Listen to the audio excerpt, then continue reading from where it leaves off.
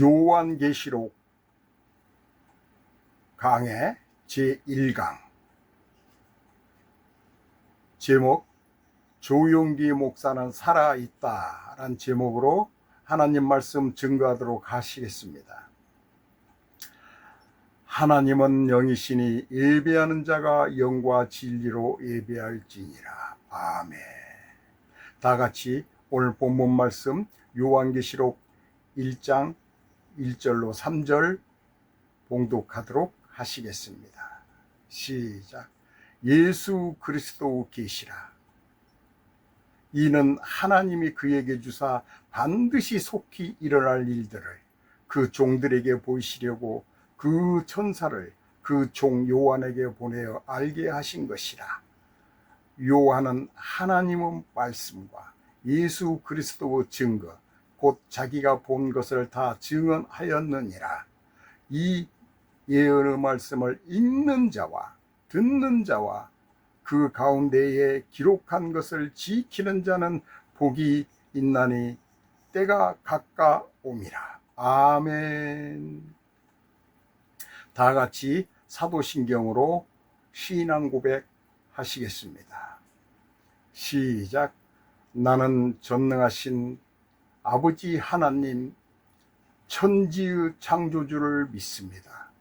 나는 그 유일하신 아들 우리 주 예수 그리스도를 믿습니다.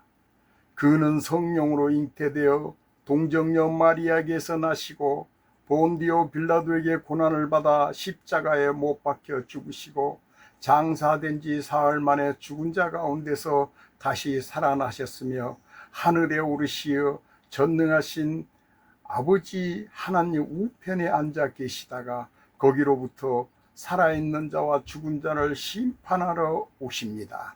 나는 성령을 믿으며 거룩한 공교회와 성도의 교제와 죄를 용서받는 것과 몸의 부활과 영생을 믿사옵나이다. 아멘. 오늘의 말씀 제목 조용기 목사는 죽지 않고 살아있다. 왜 그런가? 왜 주님의 종 고 조용기 목사님이 죽지 않고 살아있다라고 생각하느냐? 왜냐하면 지금 현재 살아서 하나님의 복음을 전도하는 저 주님의 종 천국문교회 공바울 목사는 로마서 강해를 유튜브를 통해서 하나님의 말씀을 전도하는데 지난 1개월 동안 시청자가 불과 1,500명밖에 되지 않았습니다. 그러나 조용기 목사님의 그 영혼의 말씀은 듣는 유튜브 시청자가 저보다 30배, 60배, 100배가 더 많았기 때문에 그는 죽지 않고 살아있다고 보는 것입니다. 둘째, 왜 주님의 종 조용기 목사님이 살아있다고 생각하느냐 하면, 물론 고 조용기 목사님은 2021년 9월 14일 서울대병원에서 육신은 죽었지만 그의 영혼의 말씀은 살아서 오늘날에도 유튜브를 통해서 수만, 수십만, 수백만 명의 사람들에게 하나님의 복음을 전도하고 있는 것을 볼 수 있습니다. 그래서 저는 조용기 목사님은 죽지 않고 살아있다라고 보는 것입니다. 세 번째, 주님의 종 조용기 목사님은 1958년도, 그때 제가 태어난 연도가 58년도입니다. 조용기 목사님은 대조동 순복음교회를 설립하여 1974년 여의도 순복음교회를 신축하고 이전하여 급성장하였습니다. 오늘날 조용기 목사님이 살아서 하나님의 복음, 순복음을 전도함으로 말미암아 여의도 순복음교회의 성도 수가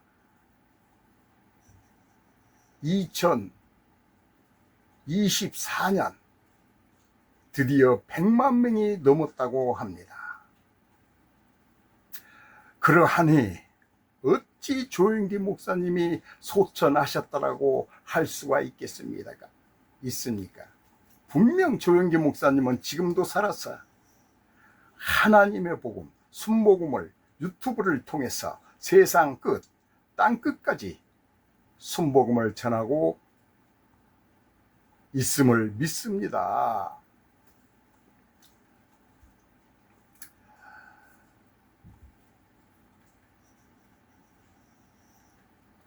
소결론을 맺겠습니다. 하나님의 말씀은 살아있고 활력이 있어 자유의 날선 어떤 검보다도 예리하여 홍과 영과 빛, 관절과 골수를 찔러 쪼개기까지 하며 또 마음의 생각과 뜻을 판단하나니. 히브리서 4장 12절 말씀입니다. 하나님의 말씀은 살아있고 활력이 있어 좌우의 날선 검보다 어떤 검보다도 예리하여 하나님의 말씀인 순복음이 살아있고 활력이 있음을 조용기 목사님이 확증시켰음을 진정한 하나님의 종이 되십니다. 그는 하나님의 복음, 순복음을 오늘도 죽지 않고 살아서 하나님의 말씀을 살아있고 활력이 있음을 증거하니 분명 조용기 목사님은 살아있는 것이 분명합니다. 저 천국문 교회 공바울 목사 또한 조용기 목사님의 점진적인 목회 전략을 벤치마킹 한다면 여의도 순복음교회 이상으로 부흥할 수 있다고 기대하고 기도하고 기다리면 주님이 뜻이라면 반드시 이루어지리라고 봅니다. 아멘. 내 시작은 미약하였으나 내 나중은 심히 창대하리라. 욥기 8장 7절 말씀입니다.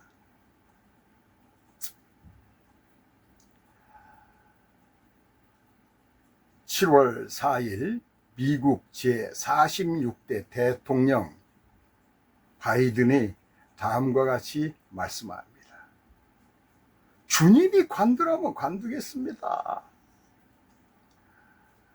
이 말씀은 주님이 대통령 후보직과 대통령의 권력을 내려놓으라면 관두겠다는 말씀이었습니다. 참 부럽습니다.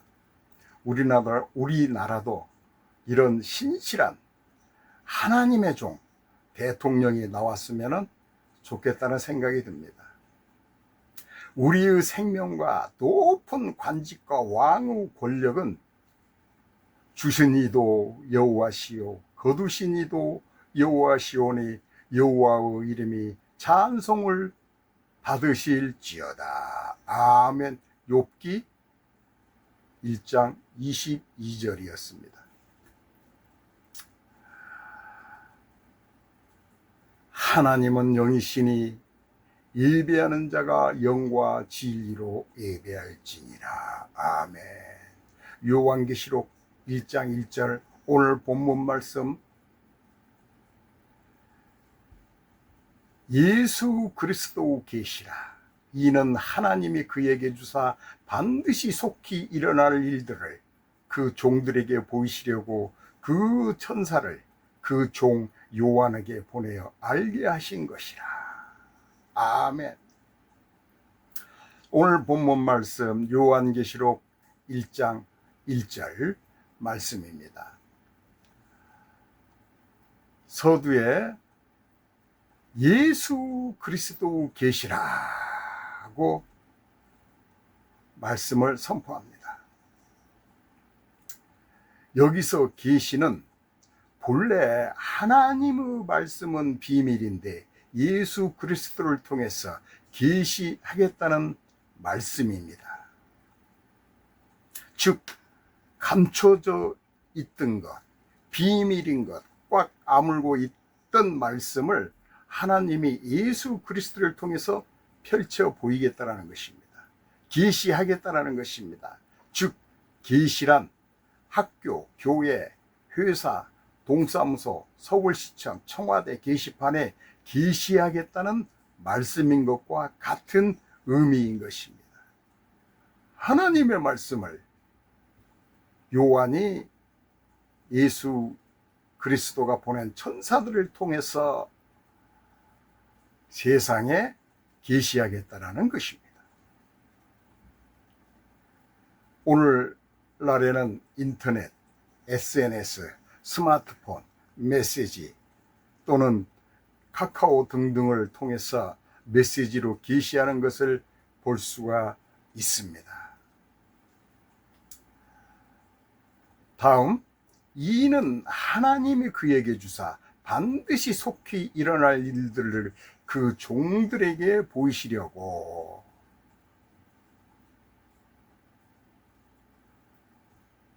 이 말씀은 전지전능하신 하나님이 예수 그리스도에게 주시고 예수 그리스도는 앞으로 일어날 일들을 그 종, 즉 각 지 교회의 종들, 목회자들에게 하나님의 복음을 요한의 서신을 통해서 계시하겠다라는 말씀인 것입니다.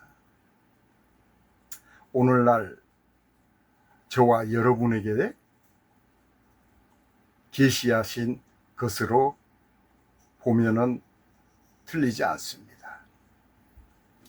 끝부분, 그의 천사를 그 종 요한에게 보내어 알게 하신 것이라. 여기서 그의 천사 예수 그리스도가 그의 종 요한에게 천사를 보냈다는 말씀인 것입니다. 그리스도가 그의 종 요한에게 천사를 보냈다는 말씀인 즉슨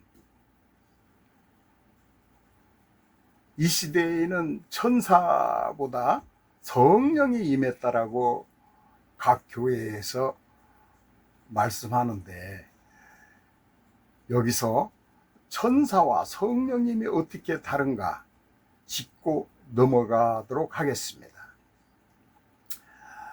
사도행전 12장 8절에서 11절에 보면은 천사는 성령님이 임재한 사람을 돕는 또 다른 영이라고 말씀하고 있습니다.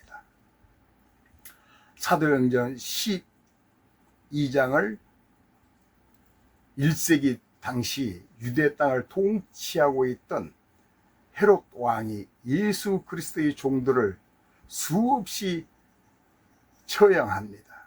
왜냐하면 예수 그리스도가 십자가 처형을 당한 후 유대 교인들이 기독교인들을 싫어한다는 것을 알고 유대 왕인 헤롯이 그 예수 그리스도의 종들을 처형하기 시작합니다.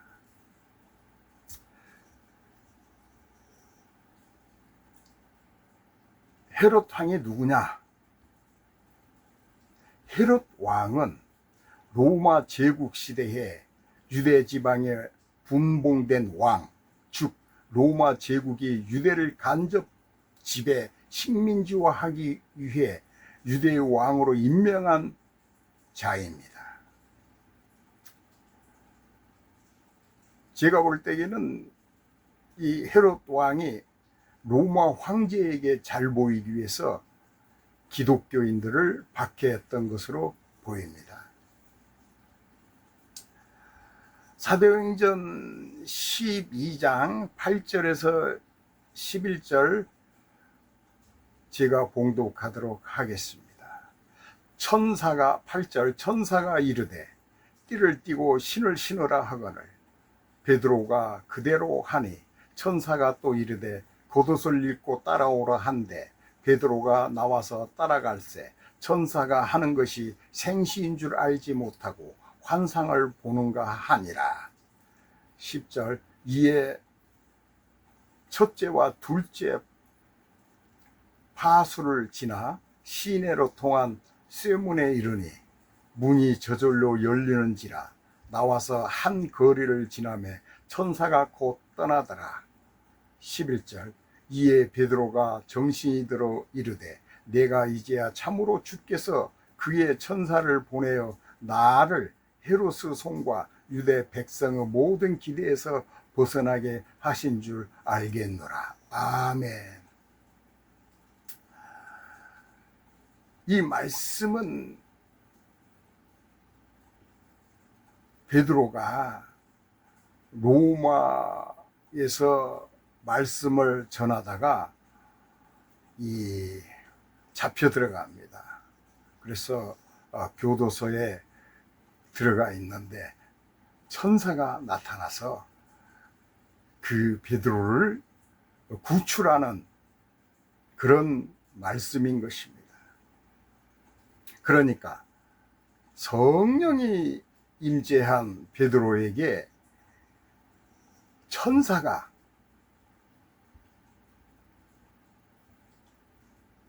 예수님의 지시로 말미암아 베드로를 구출하는 것입니다.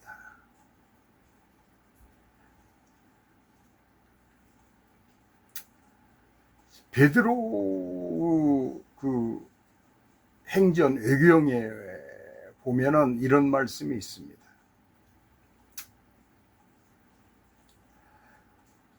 베드로는 로마인들의 박해를 피해 달아나라는 교인들의 말에 따라 변장을 하고 혼자 조용히 로마를 떠나게 됩니다. 그런데 로마 성문을 벗어나자 베드로는 아피아 가도라는 지역을 지나는데 예수 그리스도를 보게 되는 것입니다. 거기서 베드로는 깜짝 놀라서 주님 어디 가십니까? 하고 물었습니다. 그때 주님께서 말씀하시기를 십자가에 못 박혀 죽으려고 로마로 가는 길이다 라고 대답을 합니다. 베드로가 다시 주님 십자가에 다시 못 박히겠다는 말씀입니까? 라고 되묻자 예수는 그렇다 베드로야 나는 다시 십자가에 못 박힐 것이다 라고 대답을 합니다. 그제서야 베드로는 정신을 번쩍 차리고 예수를 찬미하면서 다시 로마로 발길을 돌렸다라고 합니다. 로마에 돌아본 베드로는 교인들에게 자기가 본 환상을 전해주면서 자신은 십자가에 못 박힐 것이라고 말합니다. 결국 베드로는 로마 군사들에게 체포되어 십자가에 매달려 순교하게 됩니다. 이때 베드로는 특이하게도 자청해서 머리를 아래로 두고 거꾸로 매달려 십자가에서 처형되었다고 전해집니다. 그 이유는 예수와 똑같이 십자가에 매달려서 죽는 것은 예수에게 죄가 된다라는 이유에서였습니다. 지금도 그 베드로의 시신은 성 베드로 대성전 지하에 묻혀 있다라고 합니다. 2절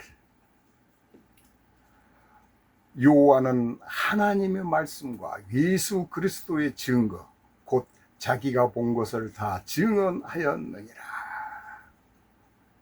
이 말씀은 요한은 하나님의 비밀인 말씀을 예수 그리스도가 또다시 증거한 계시를 요한 자신의 생각대로 각지 교회의 종들에게 메시지를 쓴 것이 아니라 하나님의 말씀을 예수 그리스도가 그의 천사들을 통해서 요한 자신에게 보내 하나님의 복음인 계시를 귀로 듣고 눈으로 보고 손으로 만진 것, 즉 법정에서 판사에게 증언한 것처럼 자신이 본 것을 다 증언하였다고 요한계시록에서 기록하고 있는 것을 볼 수 있습니다.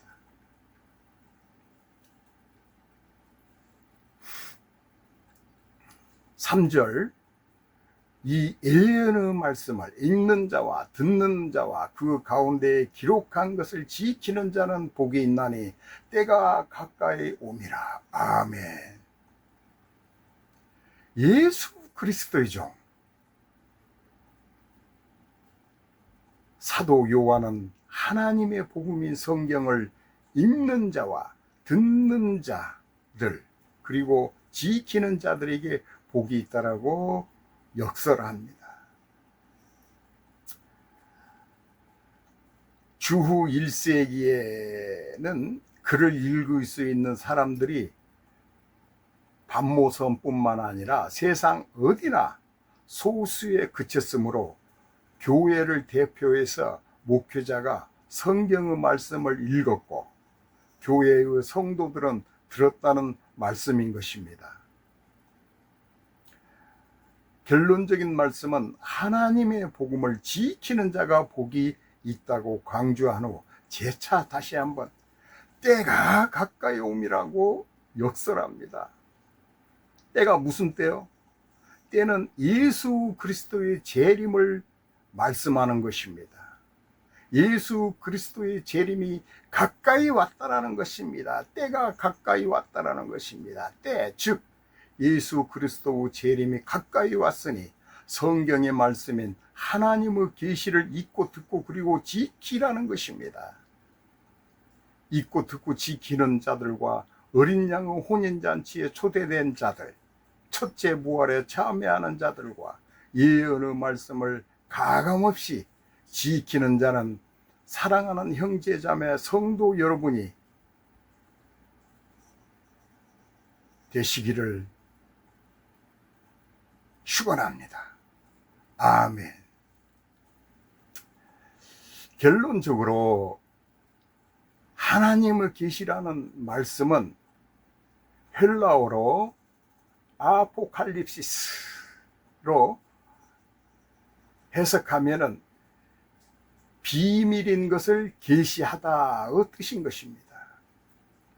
그리고 하나님의 복음의 복은 궁극적으로 하나님께서 성도들에게 주시는 복, 영어로 브레스로 하나님이 신실한 성도들에게 은혜를 베풀다 하나님의 은총, 사랑, 축복, 구원, 궁극적으로 천국의 복음의 복이 되는 것입니다.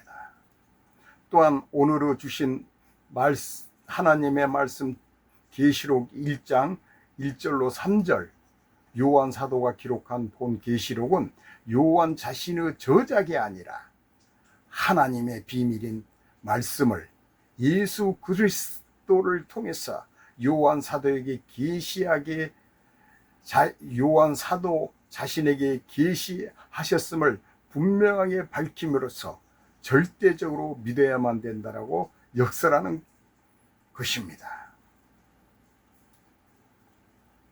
요한계시록은 궁극적으로 천국과 지옥의 말씀인 것입니다. 오늘의 말씀 3절에서 성경을 읽고 듣고 지키는 자들은 복을 주시겠다고 강조하셨는데 이 복을 주시겠다는 말씀은 천국의 복, 즉 예수 안에 있는 자들은 구원하시겠다는 말씀인 것입니다. 제가 며칠 전, 그러니까 24 2024년도 7월 4일자 인터넷 신문을 보니까 미국 기독교인 10명 중 7명이 기독교인을 향한 인식이 나빠졌다고 합니다. 그 이유가 뭐냐 하니, 첫째, 크리스찬들이 넌 크리스찬들과 행동이나 말하는 것들이 차이점이 없다는 것입니다. 그러니까 천주교나 그 스님들의 그 옷차림, 행동, 말투가 이 크리스찬들은 없다라는 것입니다.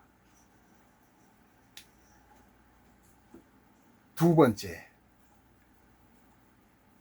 하나님이 구원하신다는 천국 복음이 크리스찬들에게만 구원하시겠다고 하는 말씀이 넌 크리스찬들이 듣기에는 너무 뒤틀린다라는 것입니다. 왜냐하면 넌 크리스찬들과 타 종교인들은 지옥 불바다에 던져버리겠다는 말씀이 정말 싫다라는 것입니다. 그리고 세 번째가 기독교인들이 너무 정치적이어서 싫다는 것입니다. 교회 안에서 장로, 집사, 안수집사, 권사, 전도사, 목사, 그 정치적인 목회가 싫다라는 것입니다. 초신자들이 처음 교회에 가면 기가 팍팍 죽을 만도 합니다. 그런데 여기서 제가 기도 중에 응답받은 건데, 이 세 가지 말씀도 맞지만은 제가 기도 중에 응답받은 것은 그 세상 사람들이, 넌 크리스찬들이 기독교를 싫어하는 이유 중 하나가 바로 뭐니? 돈 때문인 것입니다. 교회를 다니면은 돈이 생기지 않기 때문에 돈의 욕심이 가득 찬 세상 사람들은 교회를 싫어하지 않나, 이런 생각을 하게 됩니다.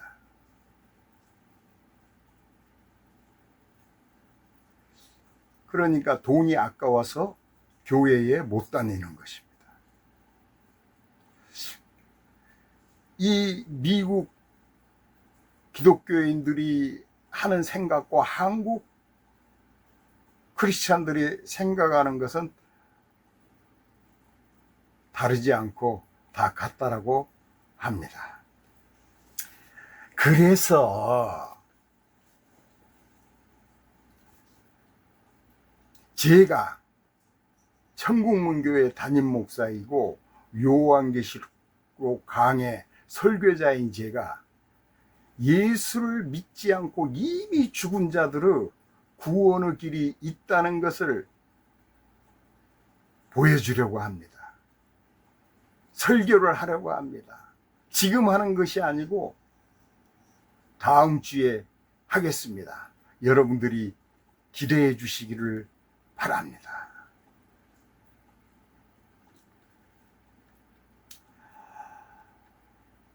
다 같이 주기도문으로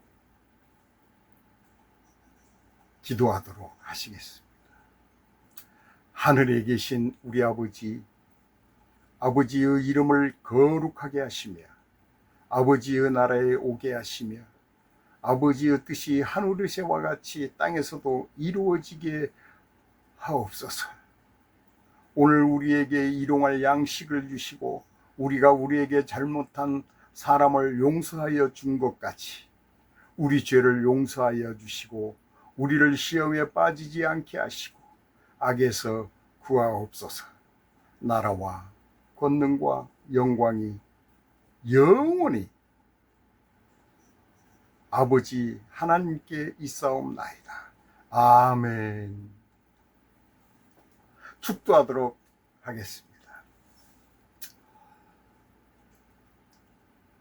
주 예수 그리스도의 은혜와 하나님의 사랑과 성령의 교통하심에 오늘 이 시간 본 예배에 참석하시고 요한계시록 강의 제1강을 유튜브를 통해서 시청하시는 사랑하는 형제 자매 성도 여러분들과 함께 있을지로다. 아멘.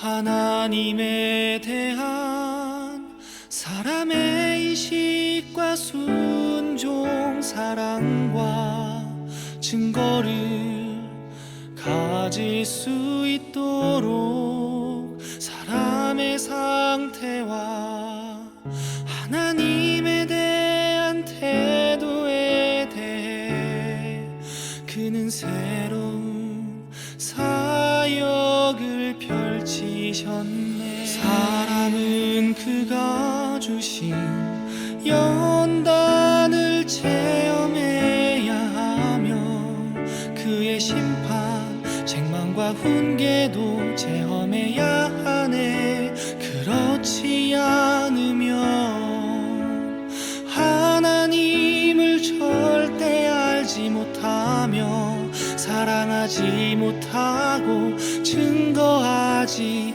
못할 것이네.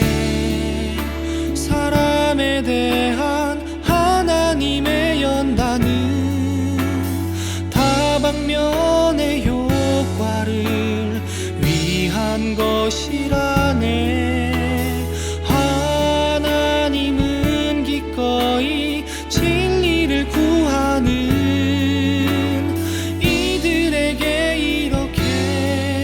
연단 사역을 하시네.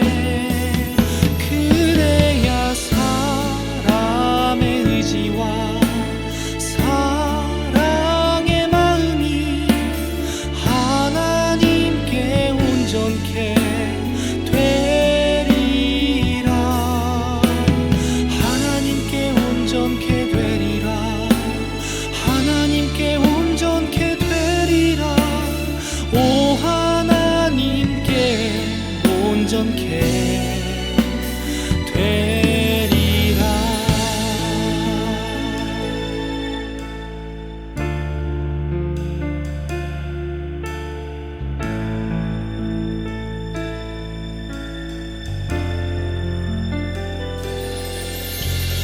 연단 중 하나님은